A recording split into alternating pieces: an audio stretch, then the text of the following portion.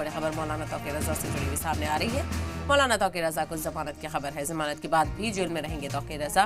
मौलाना तौकीर रजा की Bareilly CJM court में हुई पेशी। मौलाना तौकीर रजा को मिली मशरूत जमानत। वीडियो कॉन्फ्रेंस के जरिए से हुई सुनवाई और जमानत मिल गई है, लेकिन जमानत के बाद भी जेल में रहेंगे मौलाना तौकीर रजा। मौलाना तौकीर रजा को अब तक 4 मामलों में जमानत मिल चुकी है। 22 दिसंबर को सभी मुकदमों में एक साथ होगी सुनवाई।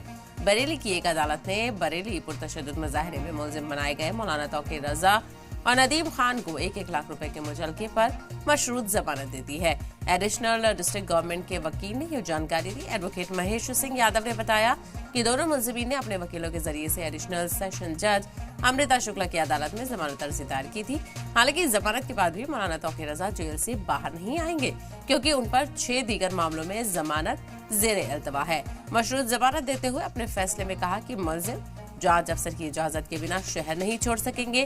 अगर मुलजिम जांच में ताउन नहीं करते हैं तो जांच अफसर को उनकी जमानत रद्द कराने के लिए अदालत में दरख्वास्त देने का हक हासिल होगा।